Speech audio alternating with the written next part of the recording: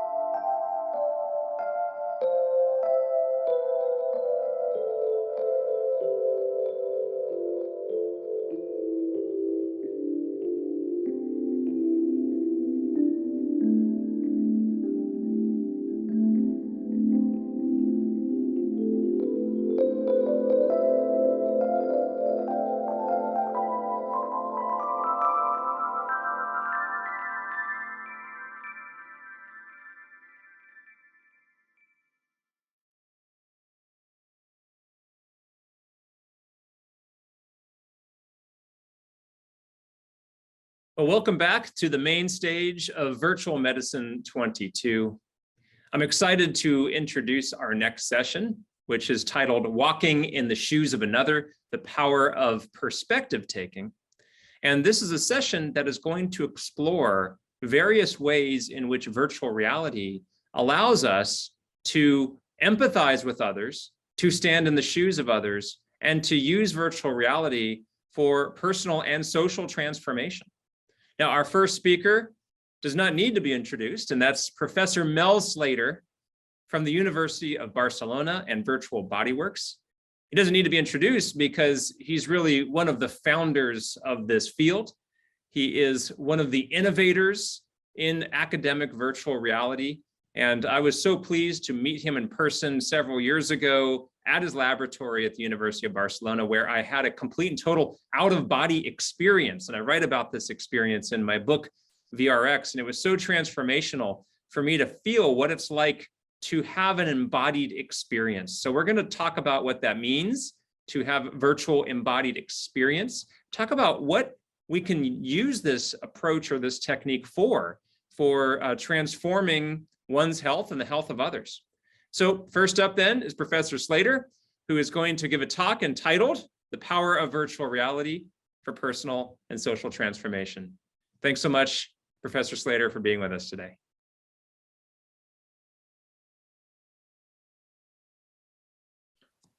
Hello, my name is Mel Slater. Thank you for inviting me to this very interesting conference. So today I'm going to talk about the power of virtual reality for personal and social transformation. So first I'm going to talk about illusory body ownership and then give 3 examples of embodied perspective taking. Counseling yourself in the context of obesity, reducing paranoid thoughts, and then a social application, which is reducing racial aggression amongst US police, then some conclusions. So first of all, the idea of illusory body ownership. A body ownership illusion usually occurs when there's multisensory data that involves a contradiction that the brain resolves by producing the illusion. An example is the Pinocchio effect.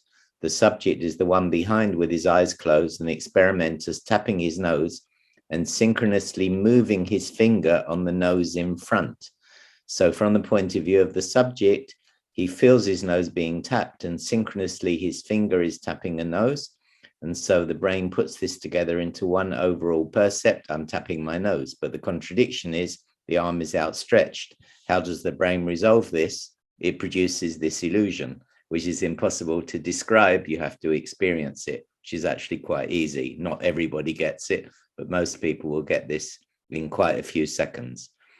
This is the rubber hand illusion. The hand on the left is a rubber hand.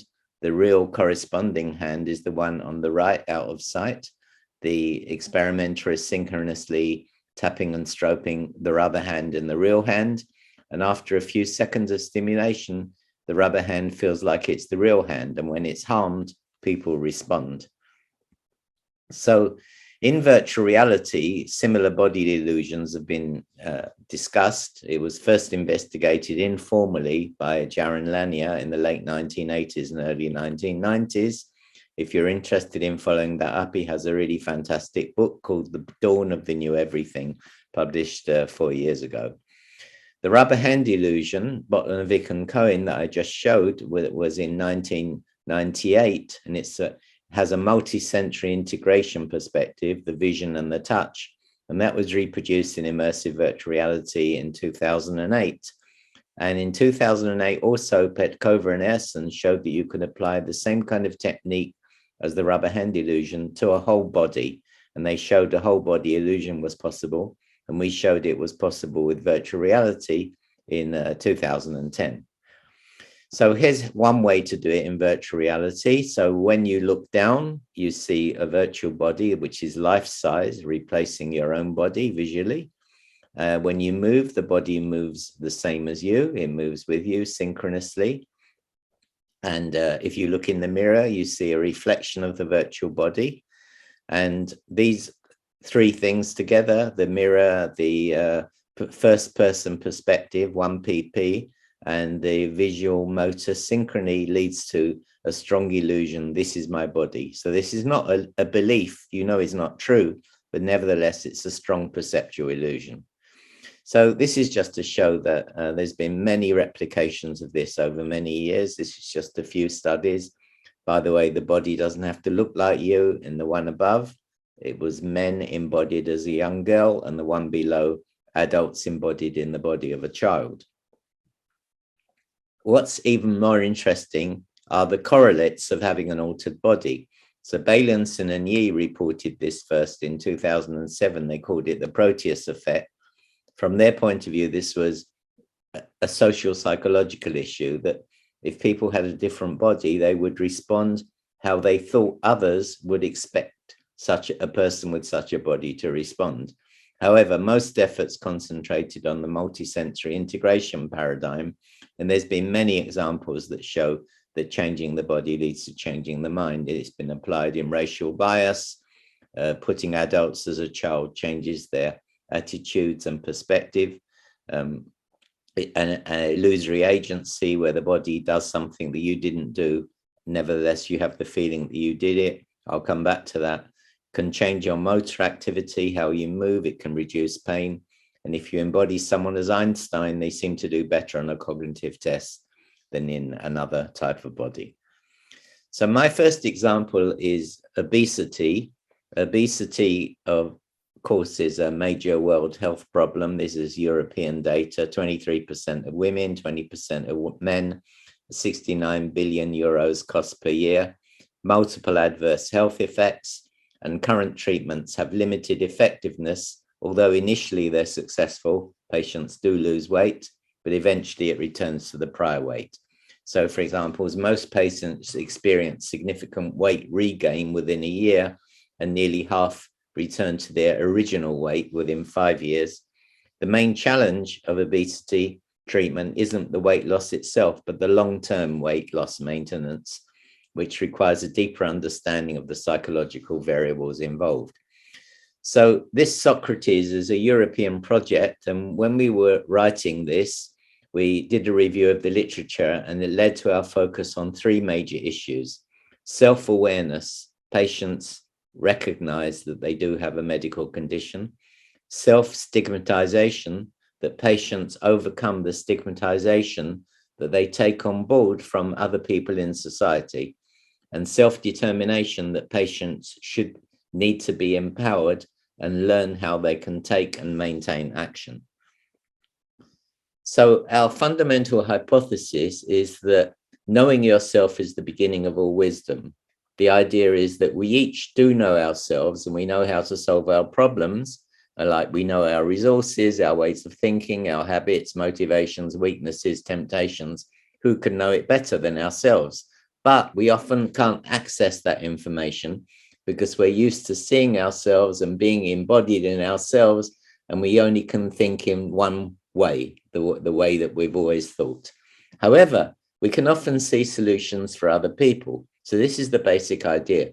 It's called Solomon's paradox, that people often reason more wisely about other people's problems than about their own. And if you're interested in this, there's papers by Grossman and Cross, like this one I mentioned in Psychological Science, which goes into many studies that show that this kind of paradigm works. Nothing to do with virtual reality, but using other techniques. So our idea is that you have a conversation with yourself in virtual reality about any particular issue. You become the friend. So you talk to yourself as if you were another person. You have a conversation with your lookalike self. Lookalike because we can scan people and make a virtual body that very much looks like themselves. So this person, they look in the mirror, they see a reflection back, which looks very much like themselves. So they recognize themselves in the virtual reality. So when we've done this before in an earlier study to do with personal problems, we had two conditions. In the experimental condition, you swapped between two different bodies, one as you and one as Sigmund Freud. And as Sigmund Freud, you counseled yourself about a personal problem. In the control condition, it was a pre-animated, a pre-programmed Sigmund Freud that spoke to you, and there was no body swapping. So in the experimental condition, you got better knowledge, better understanding, new ideas, better control, and it helped. And to see this another way, this is the proportion of people that experienced a positive change. Prior VR means that the experimental psychologist, the clinical psychologist, spoke to them about how to frame their problem. And immediately after that, there's no difference between the control and experimental group in the proportions of them who experienced a change. Immediately after the VR, more than 80% of those in the experimental group reported change, but only less than 40% in the control group. And that's maintained for at least 1 week. So 1 week later, more than 80% in the experimental group report the change, but just over 40% of those in the control group.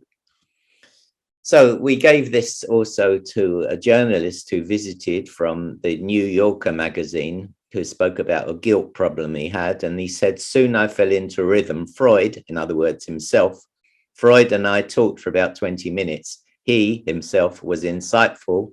He said things I'd never said to myself in ordinary life. When I took off the headset, I was moved. I wanted to tell myself, good talk. From his perspective, I'd seemed different, sadder, more ordinary and comprehensible. I told myself to remember that version of me. So you see yourself from the outside, you talk to yourself from the outside, you become the friend.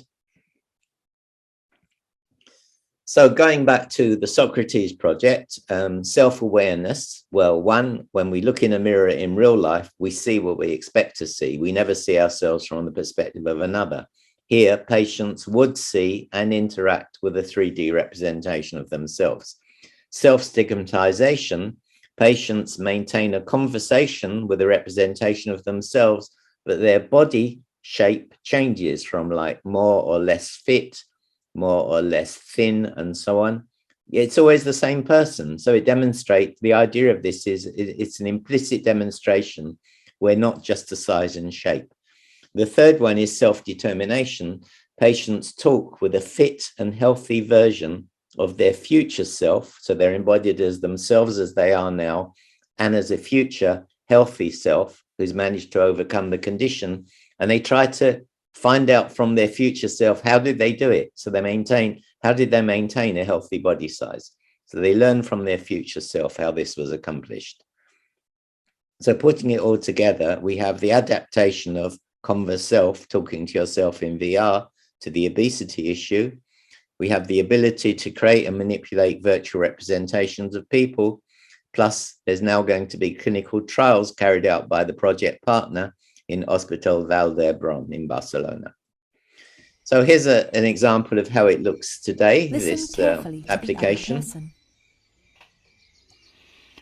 Hi, I would like to do more exercise. Seeing himself from a third person, from an embodied perspective position, a second Answer person as a perspective. counsellor. What advice would you give to the person in front of you?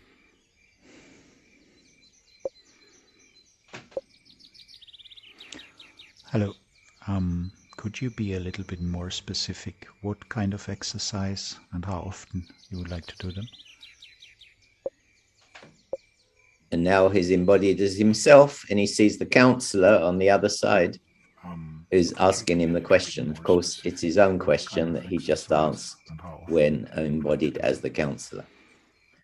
So we don't have results yet, and hopefully in next year I can come back and tell you the results of the clinical trial. My next issue is self-observation and paranoia. So prior evidence suggests that if you see yourself engaging in a task, you'll perform it better. Typically, this is for a motor task. Does this apply to psychological conditions? We considered whether self-observation of a virtual double engaging in social interaction would reduce persecutory thoughts.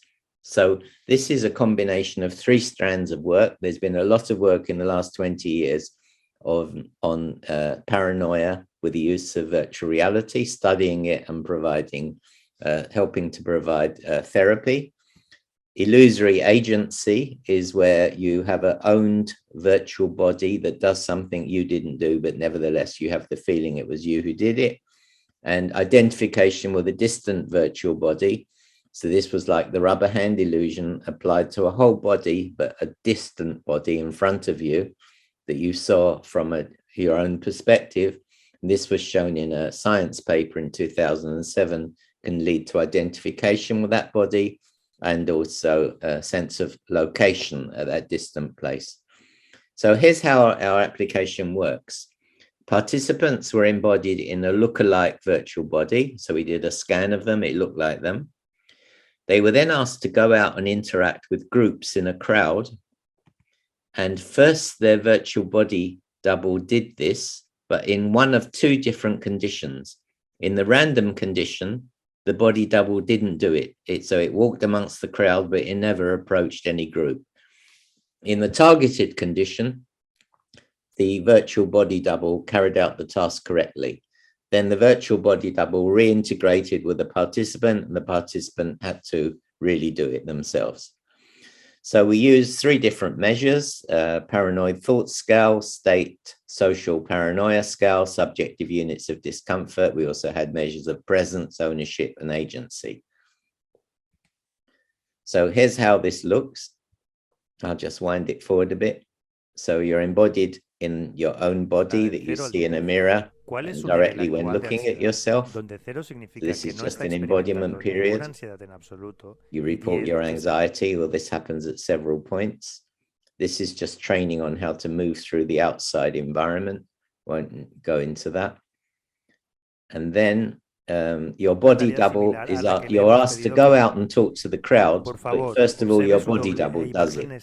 So the body separates from you, goes out to the crowd. This is the task being performed correctly condition. So the body double approaches various small groups in the audience, in the outside, and talks to them. And then the random condition, so this is still the observer condition. Then in the random condition, the body double just kind of wanders around and it doesn't really approach any of the groups. After having observed your body double do it correctly or incorrectly, you then have to go out and do it yourself. So here is just going to another group, he'll talk to that group and so on. So there were high levels of body ownership and agency over the virtual body, both the first person perspective body and the one you saw go out and do the task. There was internal consistency between all the different paranoia measures and anxiety measures. And in the targeted condition, there was a reduction in one of the main scores 1 week after the exposure relative to 1 week before the exposure. And there was also extension of the idea of illusory agency to the psychological realm beyond the behavioral. So the results were very good. That, of course, these were not paranoid patients, but people with a relatively or moderate to relatively high level of paranoia in everyday life. And we found that 1 week after their exposure, those in the targeted condition had a measurable reduction in these various scores. My last example is a social one, US police racial aggression. I'm sure I don't have to describe the background problem. We went to an inner city US police department. We did an experiment with a number of patrol officers. And basically, well, I'll show you this scenario now, but there were two conditions. They were involved in a fairly violent, aggressive interview with a suspect. And then some of them re-experienced that scene as the victim, as the suspect, and another group experienced it only as an observer.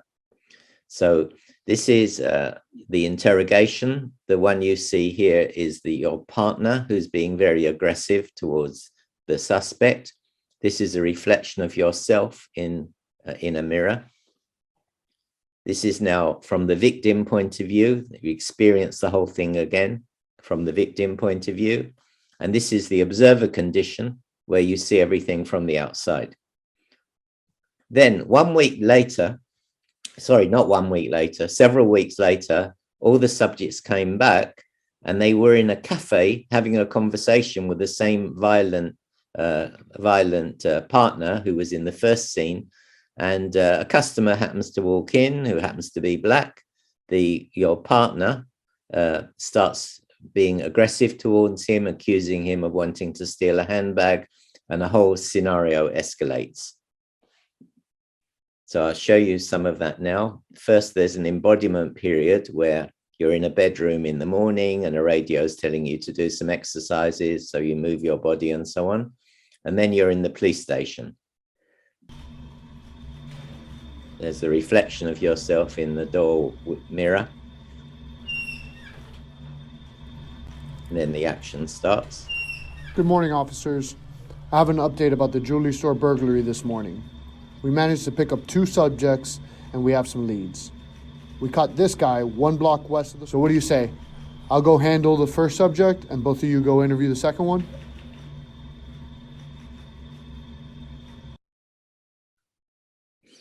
So we had to film this during the lockdown. Thank you, Johnson. So we'll take it from here. Who played the participant? So you want to get started? The partner of the one who filmed it. Sure. Tell me your name. Look, man, let me go. I haven't done anything. Listen, we can do this the easy way or the hard way. And trust me, you do not want to test my patience. So either you start talking right now or we're going to be in here for a long time. Oh, no. Would you look at that? The equipment isn't working. Oh, no. I'm talking about rights. Remember that paper you signed? That gives me and my friend here the right to do whatever the we want. So you listen carefully now, My friend here is going to ask you a question. Just answer it. That's 3 strikes right there, So you stop whining about a lawyer, you understand? I'm giving you one last chance to start talking. Oh, you gotta believe me, man. I had nothing to do with this. I was just trying to catch the bus. Let me go, please. Man, this guy. You know what? I don't have time for this. Okay, so then there's a replay of the whole scenario from the victim or the observer condition. This is the victim condition. It actually starts off in a cell where there's some embodiment exercise, but then the person is back in the interrogation, but now as the victim. So you want to get started? Sure. Tell me your name. Look, man, let me go. I haven't done anything. Oh, no. Would you look at that? And then there's the observer condition where it's all seen. First of all, the cell is on the television. And then there's the watching the interrogation from the outside. Then a few weeks later, they come back. He said 1 week, but it's a few weeks later. They come back and they're in a cafe. Hi, how you doing? Hey, I'm fine. How are you? Great. Been so busy, man. On my day off last week, I went to see the game. You follow?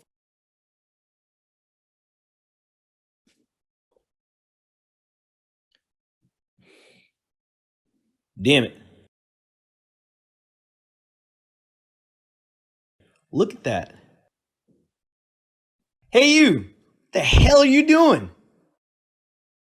I'm talking to you. What the hell do you think you're doing? Me? Look, Yeah. I'm just here for my coffee, man. I don't want any trouble. Relax. Don't you tell me to relax. I saw you staring at that lady's bag. Come on, I wasn't staring at anything. Are you saying I'm lying then? You accusing me of lying? Nah, man. I don't know what, Order coffee from this place. Step away from that lady. but I haven't done anything wrong. Walks in here dressed like that. This is crazy. Are you seeing this? Let me go. Shut the up and do I as I did say. nothing wrong. What's your problem? Freeze on the ground now. So we had independent raters, 2 independent raters rate the actions of the police officer in this scenario as positive, negative, neutral. And the raters didn't know the conditions of the experiments, and there was high agreement between them. And what we found is that being in the victim condition some weeks before led to a greater probability of helping the victim. So the probability of a high level of helping behavior towards the victim was 0.23 for those who'd been in the observer condition and 0.79 in the victim condition. So past uses of Converse Self, I'm thinking now of the obesity one, have been encouraging. We're eager to learn its usefulness for the eating disorders. The police one was an example of what we call the golden rule paradigm to enhance helping behavior. And we recently wrote about this in Current Directions in Psychological Science. Don't do to others that you wouldn't have done to yourself. So our method exactly mirrors that golden rule of ethics, but it's a paradigm for action rather than just a moral principle. Self-observation to overcome anxiety is an interesting or promising new paradigm. It was successful in this kind of mild paranoia situation. We'd like to extend it to other situations. Overall, I always like to use virtual reality as a separate reality to do things that you can't do in reality, rather than just a tool for simulation of reality, which of course is important in some applications. So to conclude, these are the people who've been involved in this, who've helped. I mention in particular from Hospital Vall d'Hebron, our project partners, who's going to do the clinical trials. And all of this work is funded by European Commission, the Socrates Project, and 2 European Research Council projects. Thank you for your attention. Well, thank you so much, Professor Slater, for what was another incredible and eye-opening talk. Very much appreciate you sharing your work with us here on the main stage at VMed 22. Now, next up in this session is my friend and colleague, Dr. Itai Danovich. Dr. Danovich is the chairman of the Department of Psychiatry here at Cedars-Sinai in Los Angeles. He has a specialty in addiction psychiatry and a particular interest in virtual reality. And he's going to be talking to us today about virtual reality as a potential treatment for addiction. Although, of course, some have been concerned that it itself could be addicting. So how do we disentangle that? So he'll be giving us a talk today titled A New Perspective on Addiction, How Virtual Reality Can Curb Cravings. Thanks so much, Itai, for being with us today. Take it away.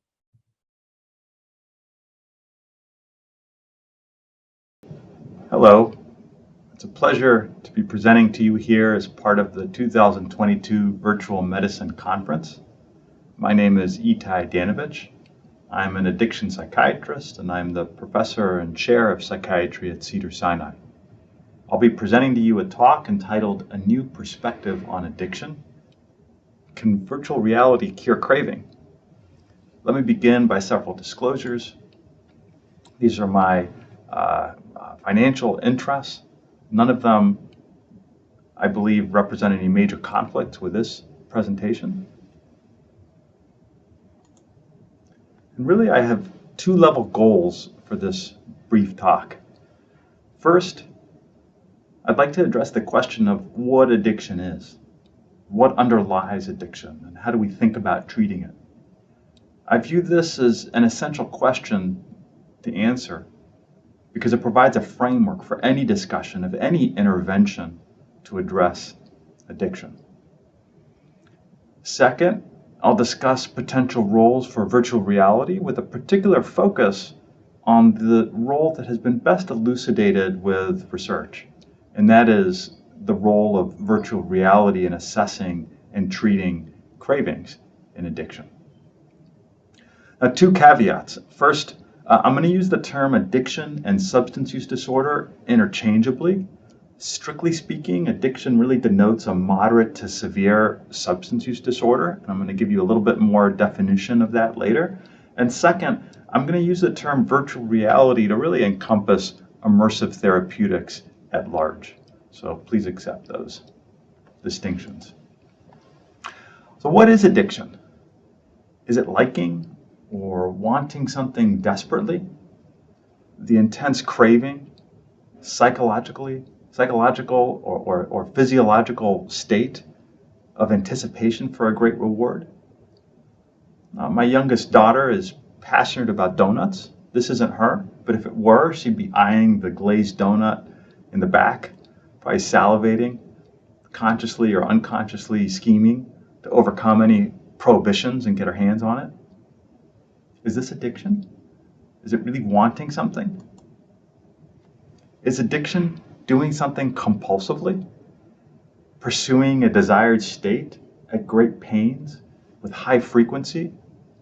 Building your life around this desired state and feeling totally consumed by it? Can you be addicted to exercise?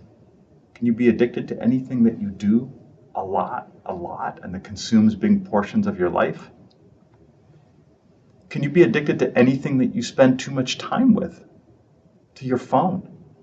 To virtual reality? Or is it the experience that these platforms provide? Are you addicted to the internet or to content within the internet, if at all? Or is it the consequences? Not the use of a substance, but the result, the emptiness, the dysphoria, the loneliness, or the crash after the reward of a compulsive behavior or compulsive use of a substance. We have a variety of substances that can cause intoxication, a change in our state of mind. And virtually any substance can be overused or misused. Which of these substances, alcohol, caffeine, tobacco, are associated with addiction? And how is it that for some of these substances, like alcohol, some people who use it get addicted and other people don't? And how is it for other of these substances, like caffeine, virtually anybody that uses it regularly develops physical dependence? I mean, I get caffeine rebound headaches if I don't have my morning cup of coffee, but caffeine rarely causes anything that we would call addiction or substance use disorder. So just the fact that a substance can be intoxicating and change our state of mind is not necessary or sufficient for it to cause a substance use disorder. How do we distinguish then between the clinical disease of addiction from the lay term that's often used as a synonym for desperate wanting or for compulsion or for things that change our states of mind or that we escape into?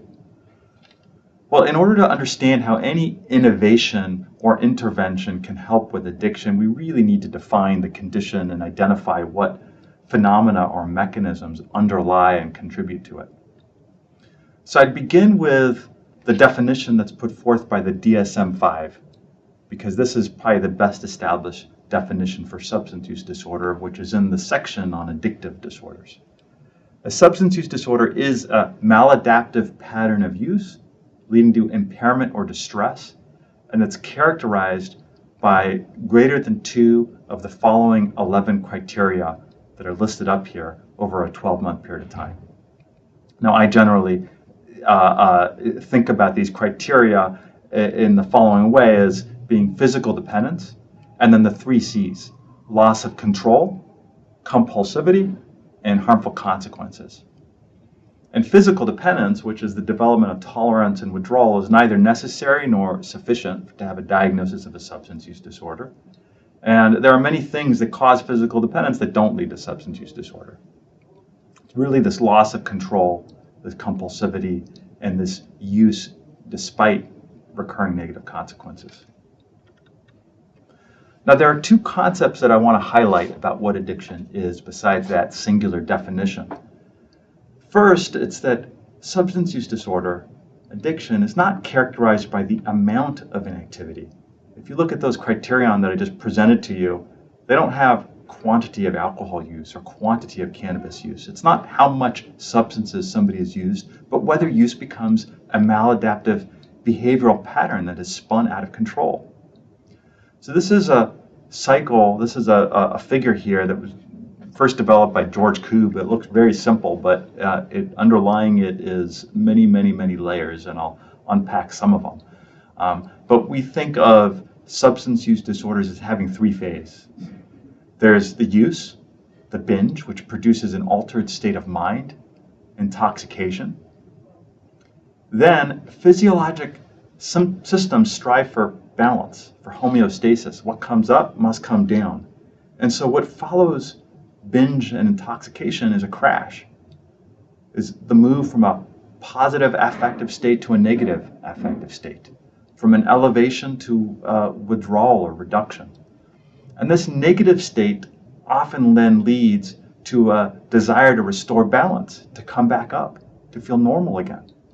The focus of the mind, often unconsciously, is directed to how to get back up. This preoccupation, this anticipation of the next binge cycle or intoxication cycle can come to dominate the mind and the other parts of the brain. This is one concept, that addiction is a cycle. The other concept is that whereas initially people use substances to feel good, to have novel feelings, sensations, to have new experiences, and to share those experiences, often with other people. These are things we would describe behaviorally as positively reinforcing the pursuit of pleasure. Over time, as a substance use disorder develops, as addiction develops, substance use is often far less driven by the desire to feel good and more driven by the desire to feel better, to lessen anxiety, to reduce worries, to attenuate fear, to diminish despair, to address and reduce stress and pain. This is negative reinforcement, the desire to avoid or reduce or prevent suffering. So this is important because as we think about helping people with addiction, we have to think beyond their use of particular substances and to addressing the suffering that lies beneath the substance use.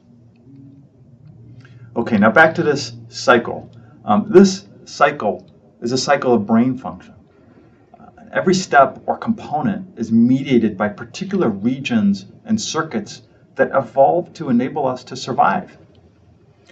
So the parts of the brain that are most implicated are these three areas: the basal ganglia, where the so-called pleasure center lies, or the salience or importance center; the amygdala, which is depicted here in red, which is the seat of our primal emotional and stress responses; and the prefrontal cortex, this area in green, the front of our brain, the most recently evolved part of our brain, the part that makes us the most human, perhaps, the seat of our judgment, and control, self-control. Well, if you think about these different brain areas and these processes, there are mechanisms that drive each of these with respect to substance use. So repeated use of a substance, as I just meant to you, is reinforcing. Repeated stimulation of the reward circuitry in the brain and the basal ganglia causes adaptive changes. Now, use of a substance can also be toxic to parts of the brain, but what's clear is that repeated use of a substance ultimately causes the brain to counterbalance the calming and attenuating form of a substance by ramping up stress responses. As mentioned before, what comes up must come down. And repeated ups and downs caused by substance use lead to amplification of stress response systems. And this is especially the case with downers, with depressants. But it more or less happens with many substance use disorders. The positive effects on mood are followed by a plummeting of mood. These ups and downs in mood contribute to affective dysregulation, the dysregulation of mood. It's why there's so many mood disorders associated with substance use. And this is mediated, however, artificially by the use of the substances. Affective dysregulation is distressing and uncomfortable. We seek comfort, and we become preoccupied with an elusive effort to achieve normalcy. We begin to crave restoration of normalcy, and that craving is elicited by a wide range of cues that are associated with substances. We call this cue reactivity. Cues include the substance itself and its smell and its taste and its feel, but also the place where we used it, the people we used it with, the smell of an area, the feel of a pipe, the emotional state that preceded use. And over time, our executive function, mediated by the prefrontal cortex, our ability to control impulses, to weigh short-term desires against long-term goals, becomes diminished. These processes increasingly become unconscious and habitual, and we lose control. So these are some of the processes that drive substance use disorders, and this is really important because our interventions, as I'll show you in a moment, target these. One more comment, and this will be the end of the sort of neurobiology section of this presentation, which I appreciate you bearing with.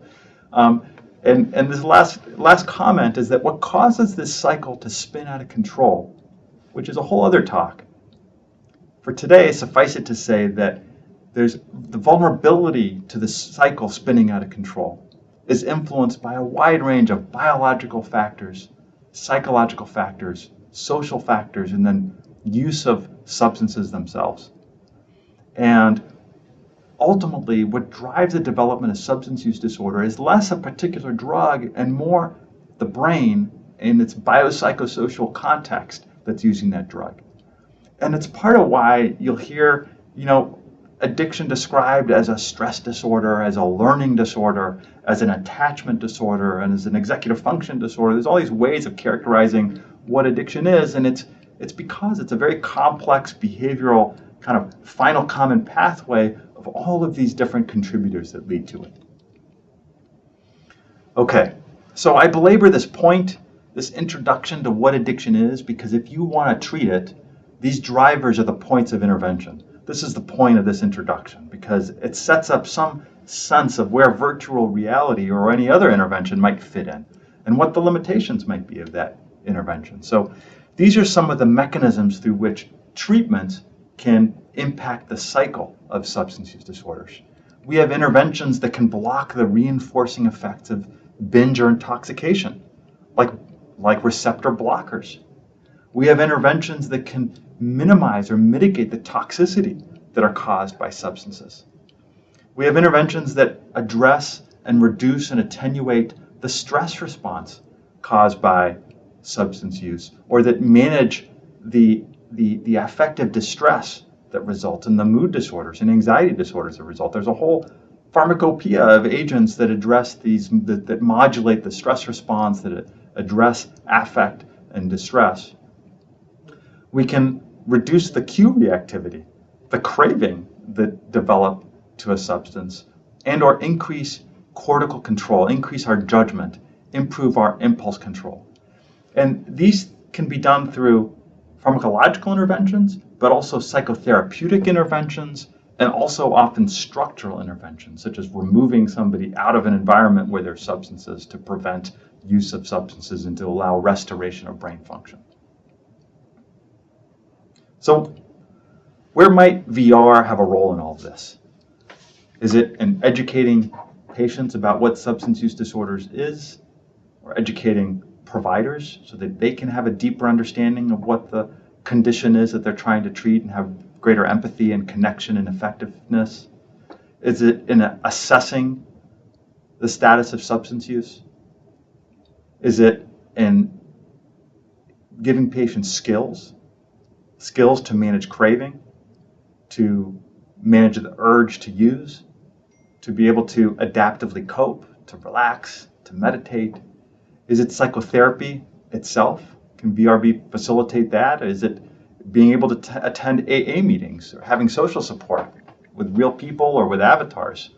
These are all potential areas where VR has been considered. And the area that I'm going to really focus is in the domain of skills training, and specifically craving management because this is the area that's been best studied. So cue reactivity is our response, is essentially craving. And there is a therapy called cue exposure therapy, which has long been established. It's a behavioral therapy which attempts to elicit both subjective and physiological cravings in a controlled setting with the goal of extinguishing urgings to settle those cravings. Right? This is basically based on Pavlov's classical conditioning theory. And cue exposure therapies have been shown to be effective for things that have a really discrete trigger: phobias, PTSD symptoms, and substance use disorders. Right? These are conditions where there's a cue and the cue generates a behavioral and psychological response. This approach requires simulated exposure, right? Because if you're trying to treat somebody with PTSD, you don't want to really put them in a trauma. You want to simulate a trauma. Or if you want somebody to manage craving to substance use disorder, you don't want to give them a substance. You want to give them something that's going to elicit craving of that substance and then help them to manage it. And that can be done with the imagination. It can be done in vivo. The richer the cues, the better the results. And this paradigm can be used both for assessment and for treatment. You can assess the degree of craving that is elicited, and you can also teach somebody skills to manage craving. And this has shown effectiveness for conditions characterized by a really strong emotional response. The limitations of this approach is that the cue exposure paradigm may not generalize or endure outside of the context in which it's delivered. So let me just give you a quick example of this.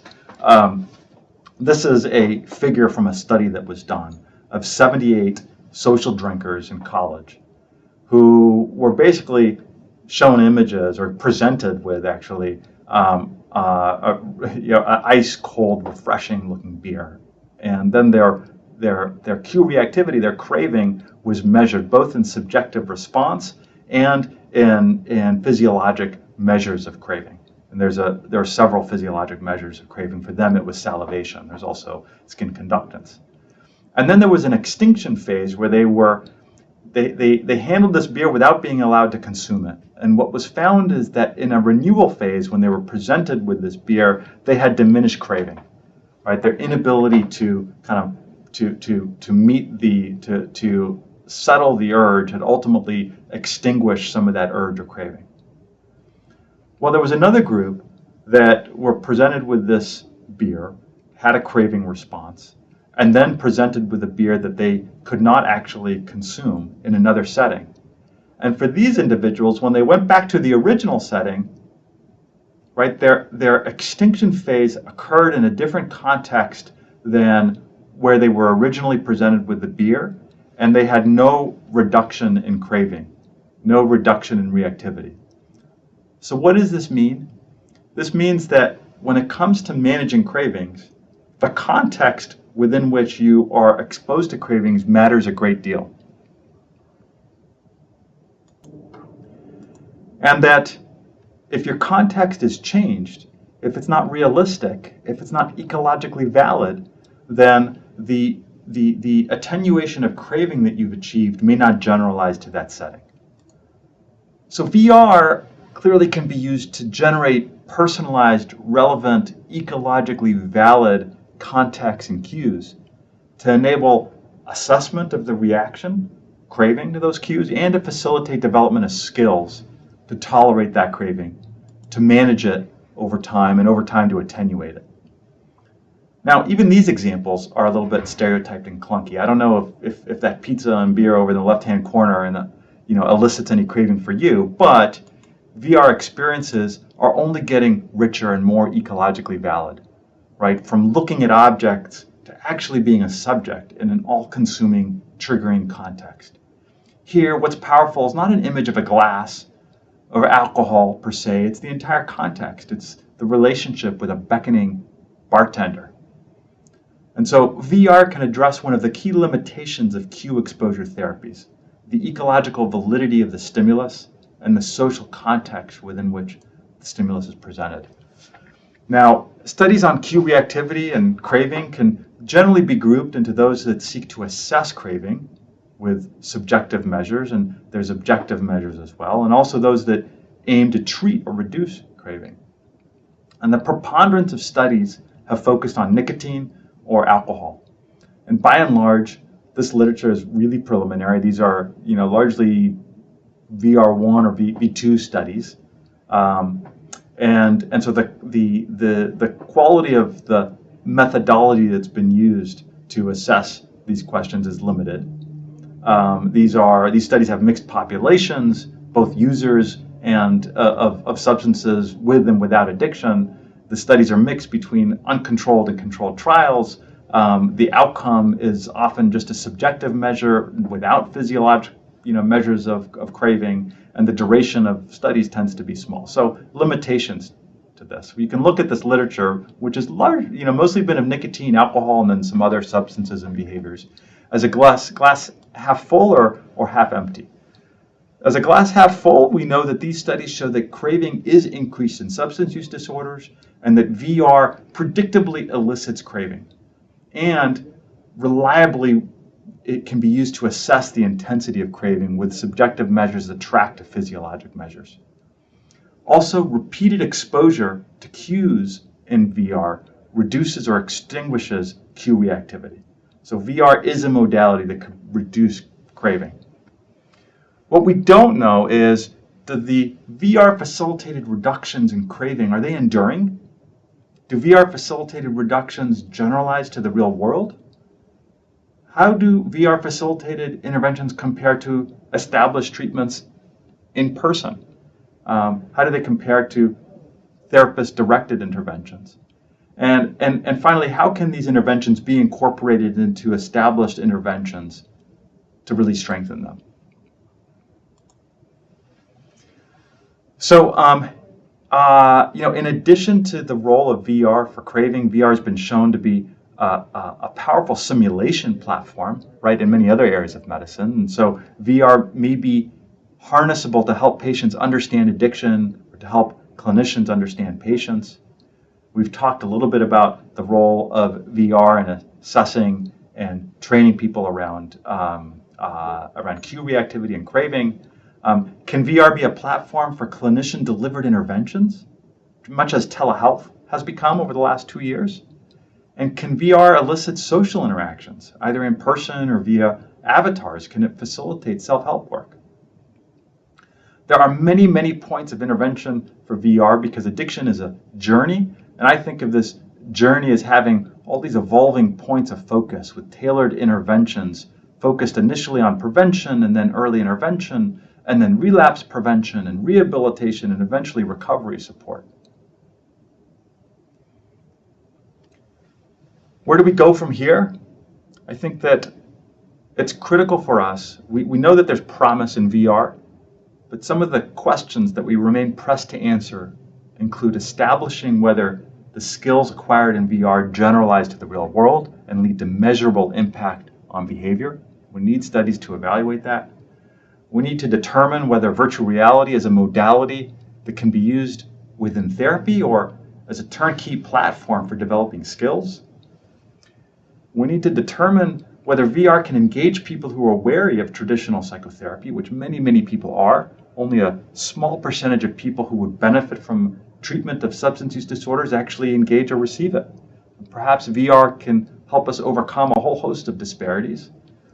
And we need to explore what other elements of comprehensive addiction treatment can be facilitated by or delivered within VR. Where does VR fit in within a entire care plan for substance use disorder or addiction? So for those of you that are interested, there's a lot of great literature on this subject, and this is evolving very, very rapidly. These are some reviews that I think nicely summarize the state of the literature. And thank you again for your attention to the subject, and look forward to seeing you next year.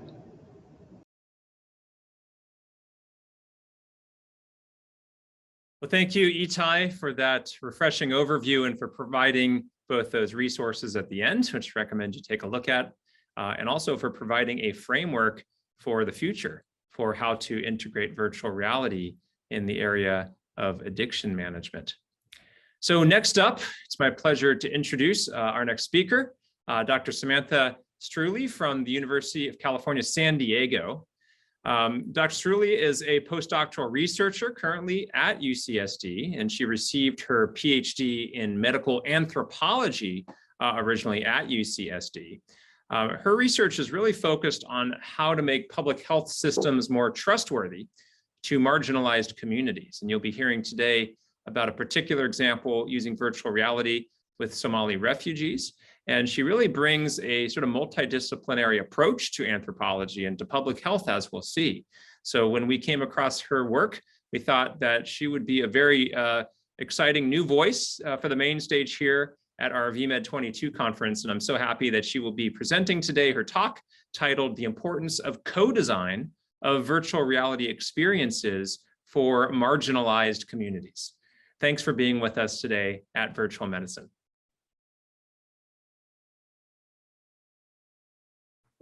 Thanks everyone for joining us today. I'm Samantha Struley and I'm trained as an anthropologist, but I'm currently a postdoctoral researcher at the UC San Diego Herbert Wertheim School of Public Health and Human Longevity Science. So today we're going to talk about the importance of co-designing VR experiences for, or actually with, marginalized communities. So I'll be talking you through a VR co-design project that we did with the Somali refugee community in San Diego, and discussing the ways that you can and should leverage these approaches when designing experiences with marginalized communities. So first, I need to tell you about the problem we were trying to solve using VR.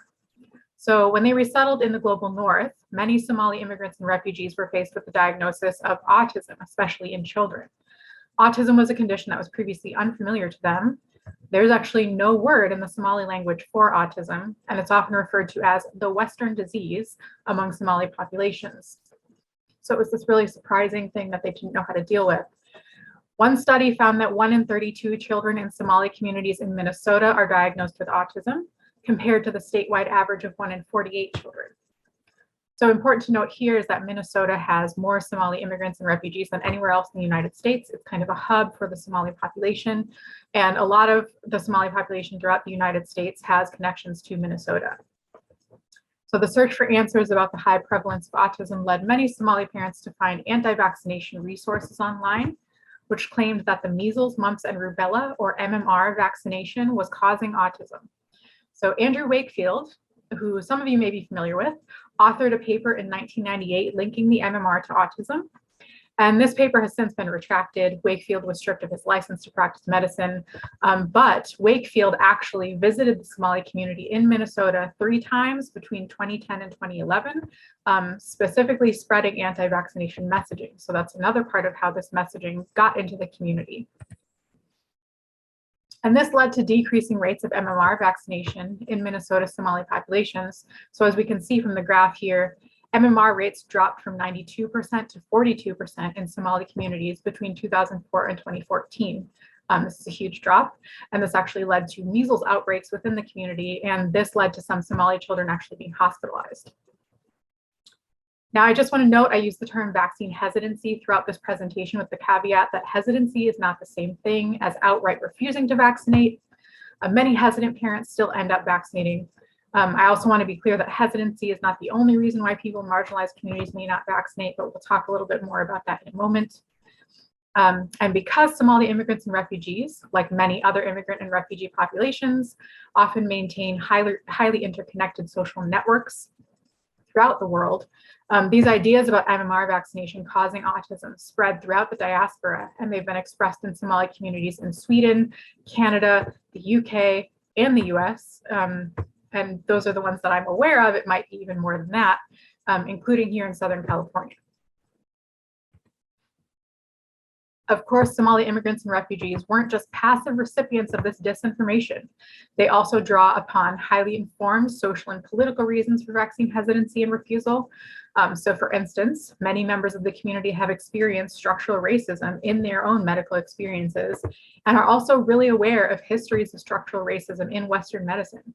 So one example of this structural racism in medicine is, of course, the history of forced gynecological experiments on Black women, as well as the ongoing disproportionate rates of Black maternal mortality. And those are just 2 small examples of a huge systemic problem that is faced by many individuals in the United States today.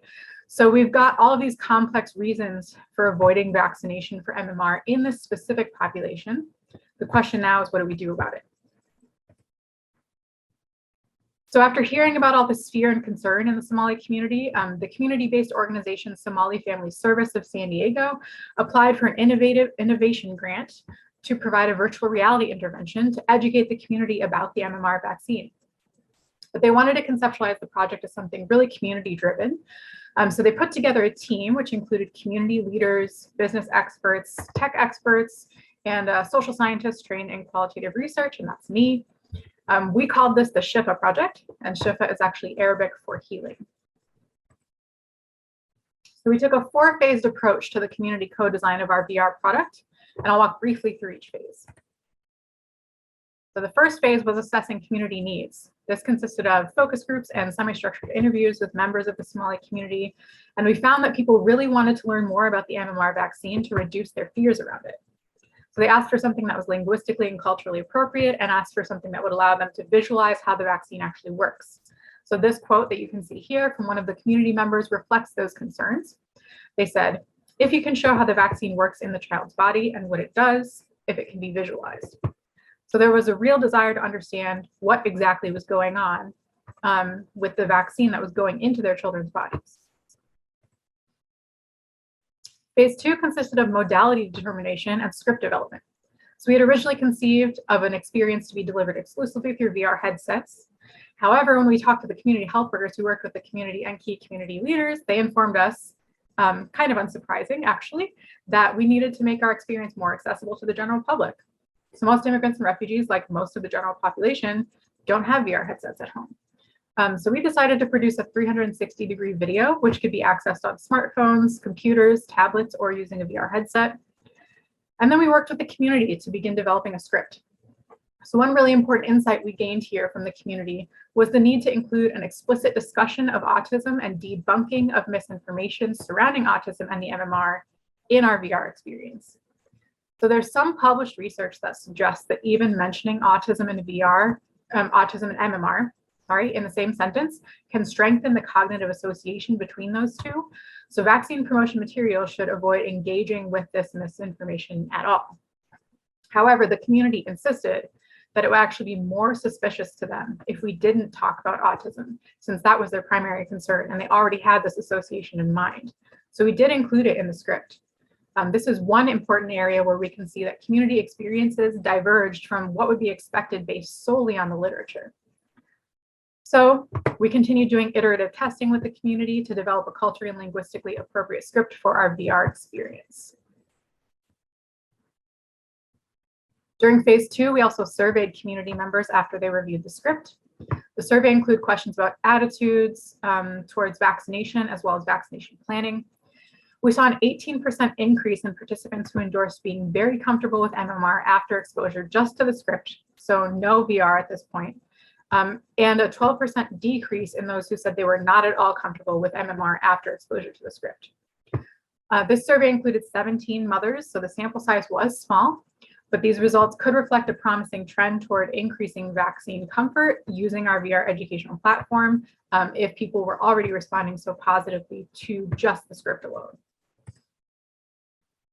So during phase 3, we designed a prototype with community feedback and tested the prototype with the community. So this is a picture of our prototype.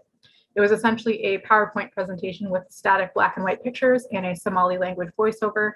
There was also an English language voiceover, which was available for people that were more comfortable with English language, which is mostly the younger generations. The prototype was tested with the Somali community in the context of an in-person focus group discussion and surveys that took place both in person and online. So in the focus group, participants indicated that they really valued the Somali voiceover and they really preferred to include this discussion of autism in the final VR storyline. So that again was supported by the community. Participants also felt that the culturally appropriate characters and Somali voiceover really helped them to learn and to retain that knowledge. So during phase 3, we also surveyed 24 participants on attitudes toward MMR vaccination after exposure to just the prototype. So 54% of participants here stated that the prototype made them either more comfortable or much more comfortable with MMR than they were before exposure to the prototype. And 83% of participants stated that they would recommend the MMR to their community after seeing the prototype. And 88% said that they plan to vaccinate their children following exposure to the prototype. So this is just the prototype again, not yet the VR. And then this image consists of screenshots of the final experience. So the storyline here includes a pregnant mother in her home with her family. And she's discussing her concerns about raising a healthy child. So the mother and her sister and her husband then go to visit a Somali doctor to ask questions about vaccination. And the doctor in our experience was actually modeled off of a doctor that was known and trusted in the community already. So at the doctor's office, they learn about how vaccination works in the body. They're able to ask the questions about vaccination that were identified as primary concerns for the Somali community, including a question about autism and vaccination. And then the final scene, the mother says that she has vaccinated her child. She's shown at home with a healthy baby and her family. So due to the constraints of COVID-19, unfortunately, we were not able to test the final VR product with the community in person as extensively as we'd hoped, but we did do some testing, and I'll tell you about the results of that. We did A/B testing of the VR with 21 people. So A/B testing, for those not familiar, is used a lot in tech and commonly breaks people into two groups, an A group and a B group, to test variables or conditions associated with a particular technological product. So this is the results of the A group that was surveyed. They viewed the VR and then they were surveyed again. These tests were done in person using disposable VR headsets. And as we can see, more people said that they would allow their child to receive the MMR or would consider it after seeing the VR experience. And no one said that they wouldn't allow the MMR after seeing the VR experience. So it was positive change here. And this was a group of 12 people. So again, a small sample size, but still reflected some positive views towards vaccination after seeing the VR. This is again the results of the A group still. They were surveyed, viewed the VR, and were surveyed again. So we can also see here that more people said that they would recommend that other members of their family or community receive the VR after seeing the VR experience, receive the MMR after seeing the VR experience. So this is really important because of the ways we learned about information spreading in the community, often from parent to parent. So it's important to get people talking positively about their knowledge of the MMR to reduce discomfort with it. If we could get parents in the community recommending the MMR to one another, that could make a real impact. And this is the results of the B group. What we did with them is we surveyed them.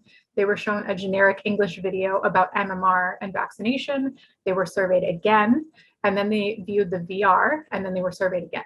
And this was a group of 9 people. We did this because there's really a lack of dynamic educational content about MMR in the Somali language. So we wanted to compare our experience to the education available out there, which was mostly generic English videos.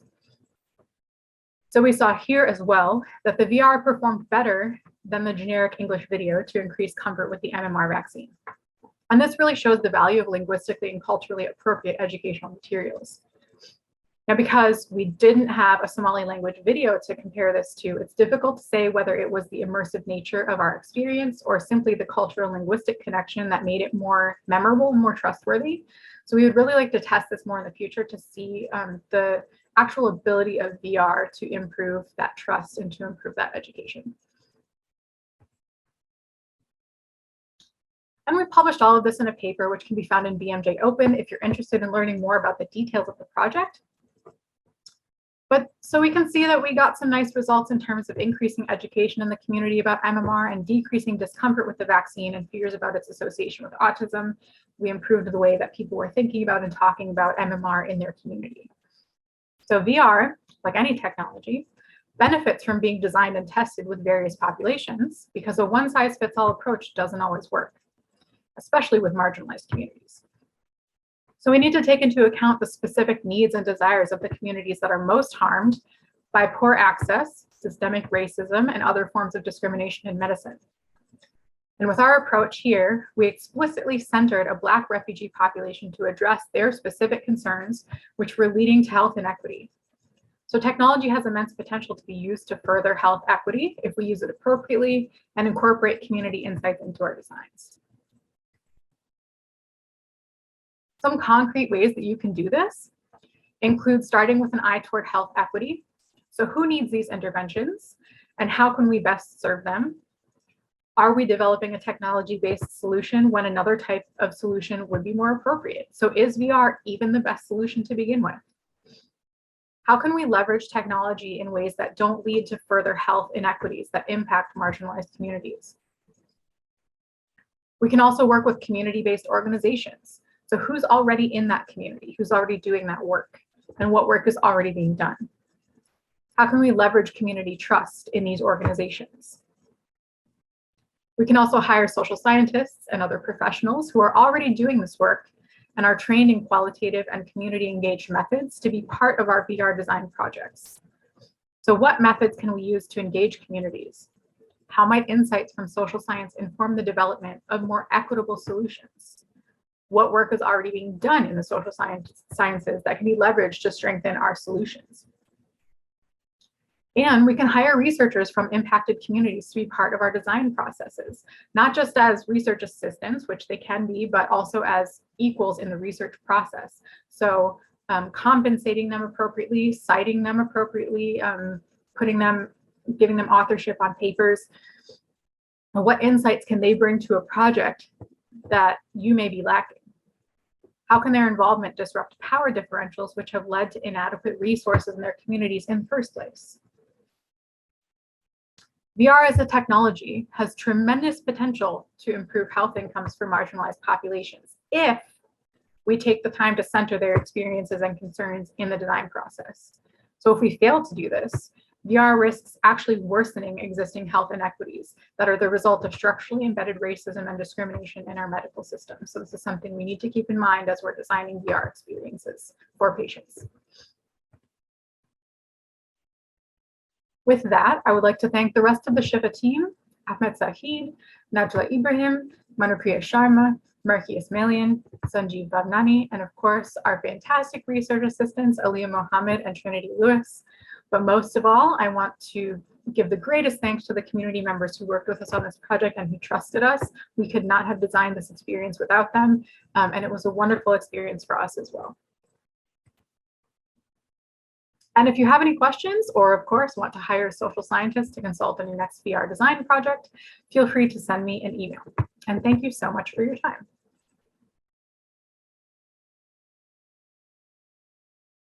Well, thank you so much for sharing your research with us today and giving us a lot to think about in terms of the way we can engage the community around the use of technologies such as virtual reality and the responsibilities that we have as researchers in terms of engaging the communities around us in community-based participatory research. And now for our last speaker of this opening main stage session, it's my privilege to introduce Dr. Raphael Grossman, who also has been a main stage speaker at VMed since the inception of the conference. Raphael is a friend and a colleague. He's also a healthcare futurist and a telemedicine and mobile health innovator, a digital health innovator, and the first surgeon to use Google Glass in the operating room, and since then, a variety of other XR-related technologies. And he's also currently obtaining his master's degree in health delivery science here at Cedars-Sinai and innovating on all sorts of levels. And we're so excited to hear his talk today titled, Where Will MXR Be in 2032? So thanks so much for being with us today, Raphael. Hello there. I'm really honored to be back to virtual medicine today. It's been an honor to be able to share with you over the last few years some of my insights and some of my ideas on where healthcare should go in the 21st century with all the technologies that we have available. I thank the organizers of this conference, and I want to have a conversation with you. More than anything else, a conversation on where the possibilities are.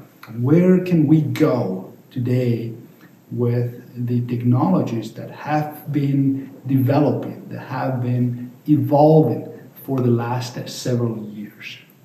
You all are experts. You all are people who understand that the smart use of technology can do marvels to transform how we educate, how we train, how we diagnose, how we treat patients. I'm talking in general, technologies from robotics to big data analytics to artificial intelligence or augmented intelligence, some people call it, to extended reality or immersive realities, the combination of virtual reality, augmented reality, and mixed reality that you're all very familiar with. We've been in a very a quick, almost revolution, I call it, over the last decade or so. Although technologies in extended reality have been developed slowly over the last several decades, it is now that we actually see the product of all those years of technological evolution and cleverness, right? Yes, we've had augmented reality back in the days of Sutherland, when the first device was sort of finally put in action so that one could see what the possibilities of computing power would be. We have seen the early effects of how computer vision and computer animation created virtual reality scenarios that back then were not really human-centered, were not designed to have an excellent user experience or UX, right? We were shy at the beginning to accept these technologies. They were expensive, they were bulky, the quality, the experience was not really ideal. But we have seen definitely in the last, I would say, decade, an incredible advancement in regards to how these technologies are more user-friendly, how they're more ergonomic, in addition to being faster, being more ideal and almost equivalent to what actual reality is. We go back to the early 2012 or late 2012, 2013 with Google Glass. And I always have to name Google Glass because when I saw the power of Google Glass at the Future Med conference, the precursor of exponential medicine, Dr. Kraft's conference. When I saw the potential of Google Glass, and then I ended up doing that first operation with Google Glass, that all I did was stream my view to a group of students that were remotely situated. And I could bring them virtually to my head, to my perspective, so they could learn better. This is indeed a device that was probably one of the first consumer versions. Failed or not failed, that's up for some people to judge, but one of the first devices that were augmenting reality. So an augmented reality device that had a lot and still has a lot of potential, I think, and a lot of applications. Shortly after that, and if you remember, we could see devices like the cardboard, right, that now is available for free. You put your phone and basically you can immerse yourself, right, in a virtual world where anything is possible. The potential of this to document experiences, the potential of this to enhance an educational experience was really something that had no parallel before. And the simplicity of this was something short of ridiculous almost.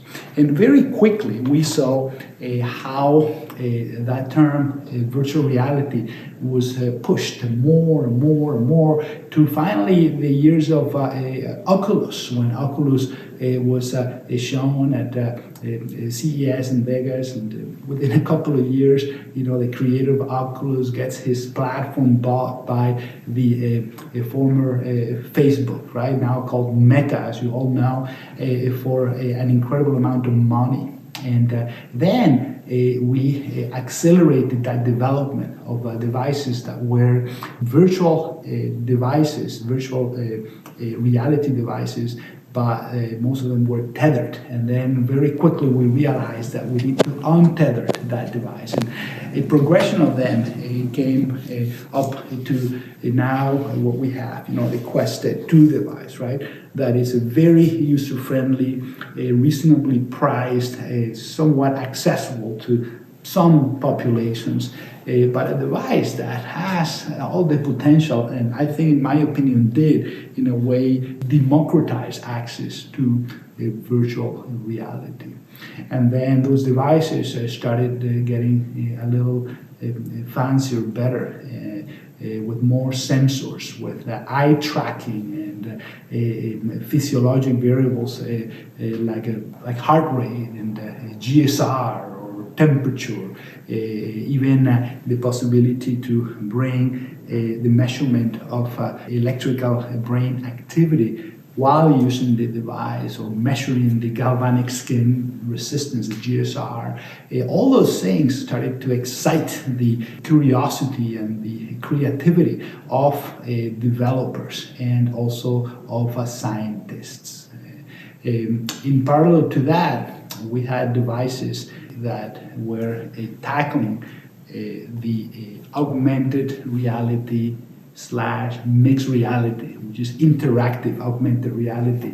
Devices like the HoloLens 1 and then now the HoloLens 2, that is a much better and much more functional, still bulky, but very ergonomic and user-friendly and agnostic to gestures and voice control. This device, in a way, along with the Magic Leap device, somewhat,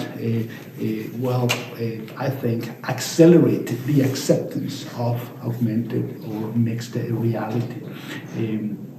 When we see rumors, we hear rumors of a Magic Leap 2 starting, and when we see that it is not just a talk, but it's a reality, we can not but wonder what is going to be the future like, right? I have been involved with a number of technologies over the years. I've been advising and consulting for some companies, and my role as a full-time surgeon, as a full-time clinician who is passionate about new technologies, about innovation, about the application of technologies to make a difference, to take a different approach and make a difference in the way we educate and in the way we treat patients.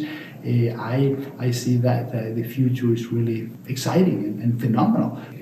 When I got involved with a company called Fundamental Surgery that involved not just the use of virtual reality for step or procedural training, and there are many companies that are doing this, from Precision OS to also VR to Orama VR and several others that are fantastic, as good as a Fundamental VR.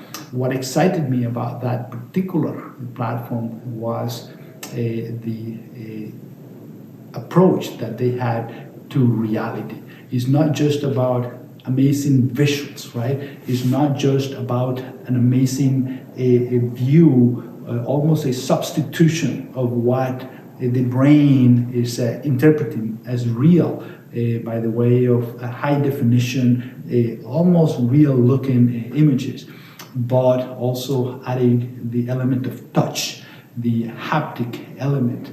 To me, that was fascinating because back almost 10, 15 years ago, when we were starting the initial approaches on telehealth and telemedicine, and we were pushing the boundaries, and we were using mobile devices to do acute trauma consultations in rural Maine, where the first iPod Touch devices after the iPhone 4 it came out with FaceTime, and we saw the possibility of doing instantaneous mobile video calls. Then we thought we have to do this. Well, then I thought, wow, how about if we could touch or feel the patients remotely? And we had some experiences using hydraulics and different technologies to remotely be able to feel the density of tissue, to have the tactile sense but at a distance.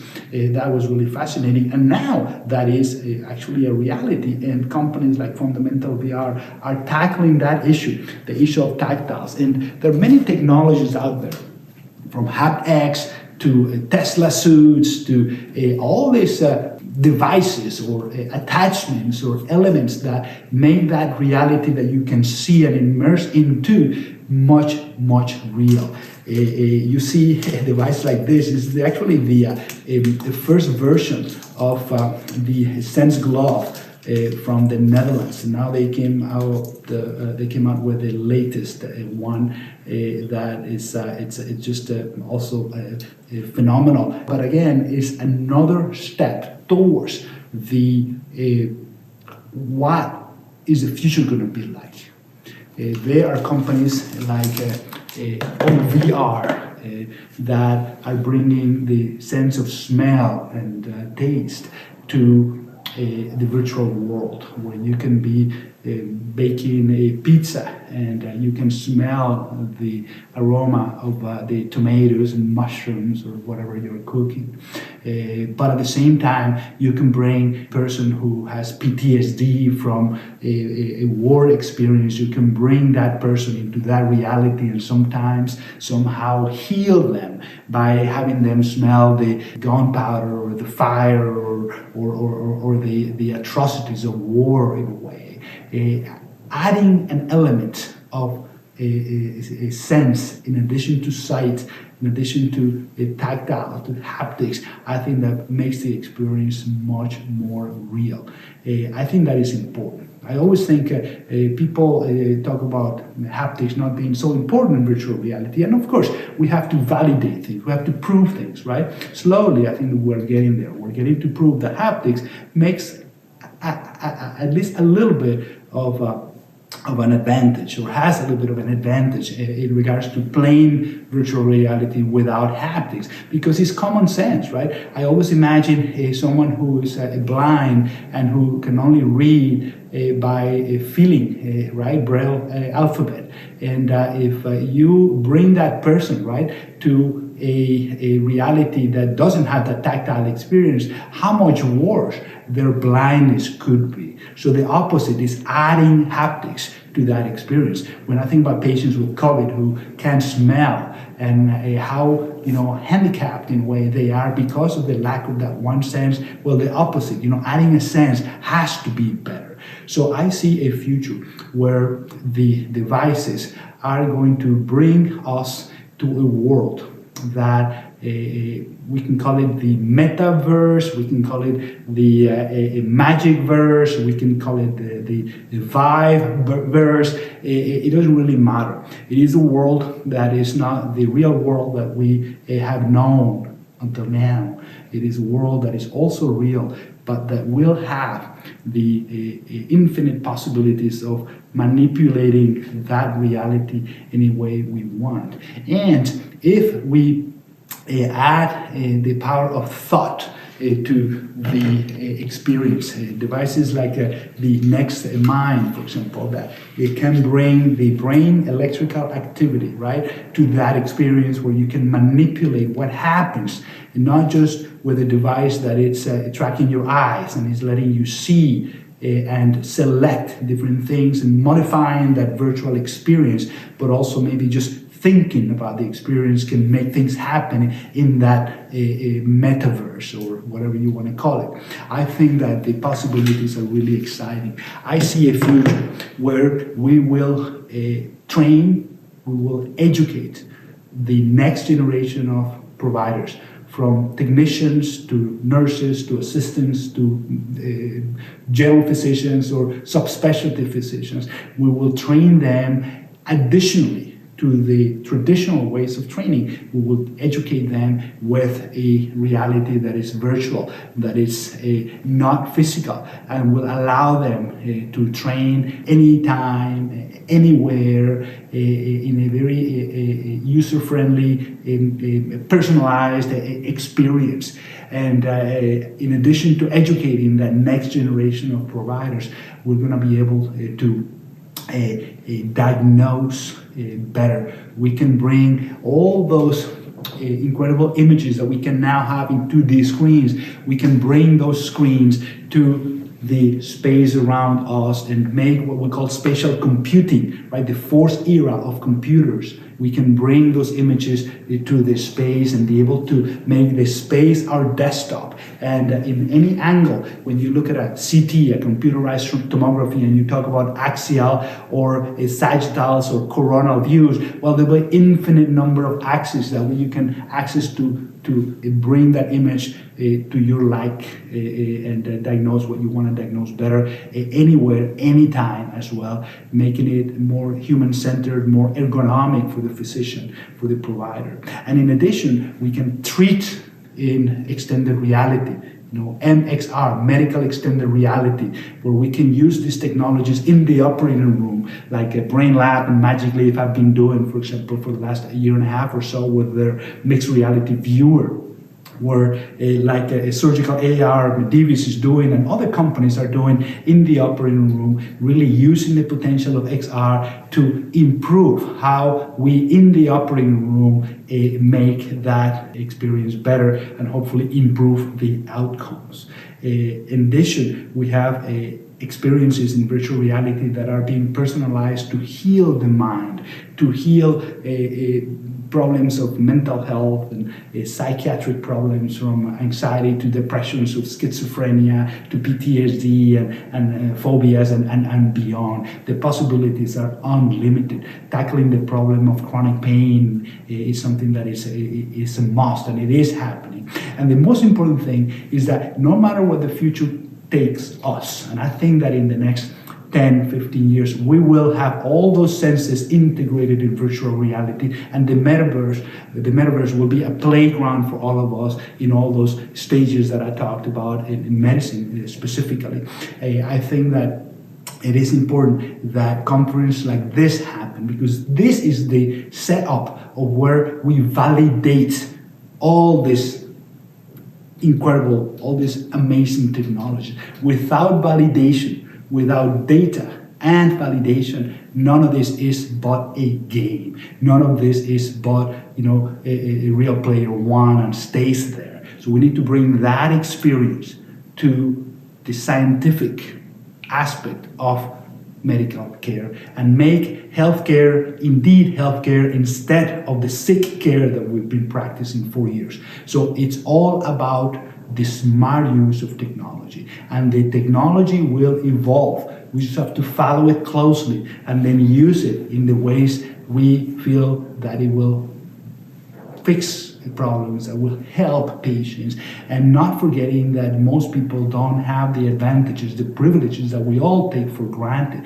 We need to find ways to bring these technologies to other places, to most places of the world where these technologies are not available, and really make a very, very strong effort to make that a reality. So I thank you, and I can't wait to see what you all are going to show in regards to how to validate these amazing technologies in medicine. So thank you very much.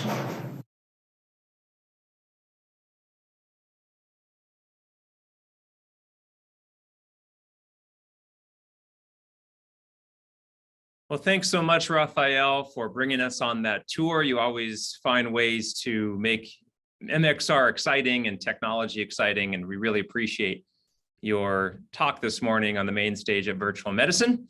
Where we're going next is the end of this section on the main stage, and now we can all head over back to the exhibit halls, take a look at any booths you may have not had a chance to look at. I know we don't have a lot of time there for each session, but over the course of the 2 days, there should be more than enough time for you to get over and take a look at all the different hardware and software solutions that our partners are exhibiting. We'll be back here on the main stage at 11:30. Enjoy the exhibit hall, and we'll see you soon.